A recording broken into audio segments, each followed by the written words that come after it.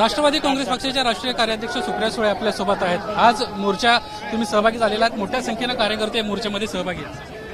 अर्थातच हे प्रचंड हा मोर्चा हा आपलं सगळ्यांचं दैवत छत्रपती शिवाजी महाराजांचा जो अपमान झालेला आहे आणि भ्रष्ट लिप्त झालेल्या या गलिच्छ सरकार ज्यातले मंत्री ना हा शुभ संकेत वाटतो, अशा गलिच्छ सरकारचा मी जाहीर निषेध करते। पंतप्रधानांना माफी मागितली। प्रधानमंत्र्यांची हे माझेही प्रधानमंत्री आहेत, कारण का ते देशाचे प्रधानमंत्री आहेत, ते एका पक्षाचे नाही।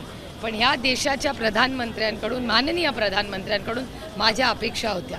मला वाटलं ठीक आहे, त्यांनी येऊन हा त्यांच्या मनाचा, ते वयाने मोठे आहेत, पदानी मोठे आहेत, सगळ्यांनीच मोठे आहेत माझ्यापेक्षा, पण जेव्हा त्यांनी माफी मागितली ती कंडिशनल होती की मी ही माफी मागितली तर ह्यांनी, असं होत नाही। माफी ही मनाने मागायची असते आणि म्हणजे मला अपेक्षा होती की त्यांनी जर माफी मागितली तर विषय आपण संपून जायचा, पण ज्या पद्धतीने त्यांनी सांगितलं की जर मी माफी मागितली तर ते माफी मागणार, माफी अशी नसते। आणि ते पण आमच्या दैवताची, म्हणजे मला दुःख झालं प्रधानमंत्र्यांचं स्टेटमेंट ऐकून, कारण का माझ्या प्रधानमंत्र्यांकडून छत्रपतींबद्दल तरी जास्त अपेक्षा होत्या। मुख्यमंत्री असतील, एक मुख्यमंत्री असतील, त्यांना माफी मागितली, पण दुसरे भाजपचे मुख्यमंत्री त्यांना मात्र माफी नाही मागितली। उपमुख्यमंत्री ठीक आहे, त्यांना छत्रपतींचं प्रेम नाहीच आहे, त्यांना इलेक्शन आलं की छत्रपती आठवतात भारतीय जनता पक्षाला, त्यामुळे मला काही आश्चर्य वाटत नाही।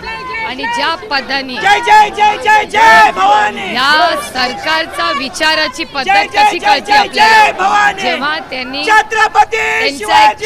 या राज्यातला शिक्षण मंत्री आहे, म्हणजे ज्या मुलांना शिक्षण मंत्री म्हणजे एक आदर्श असतो, त्या शिक्षण मंत्र्याला हे जर शुभ संकेत पाठवत असतील तर खरं तर मुख्यमंत्र्यांनी त्यांचा राजीनामा घेऊन त्यांना सत्तेमधून हद्दपार केलं पाहिजे। मला विचाराल तर अशा माणसांनी विधानसभेला फॉर्मच भरता कामा नये। जर छत्रपती शिवाजी महाराजांचा अवमान करणार असाल तर महाराष्ट्र त्यांना कधीही माफ करणार। शेवटचा प्रश्न, कोर्टाच्या भूमिकेकडे तुम्ही कसं पाहता? कुठल्या बाबतीत?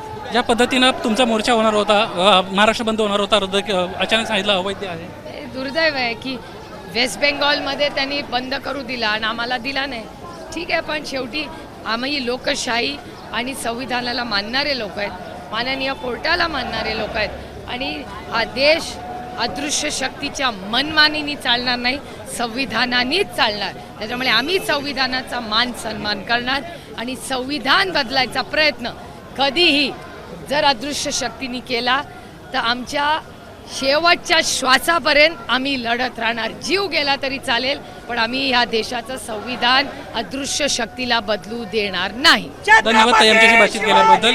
जीव गेला तरी चालेल, मात्र सगळं बदलू देणार नाही, अशा पद्धतीची प्रतिक्रिया सुप्रिया सुळेंनी दिली। कॅमेरामॅन एबीपी माझा, मुंबई। एबीपी माझा, उघडा डोळे बघा नीट।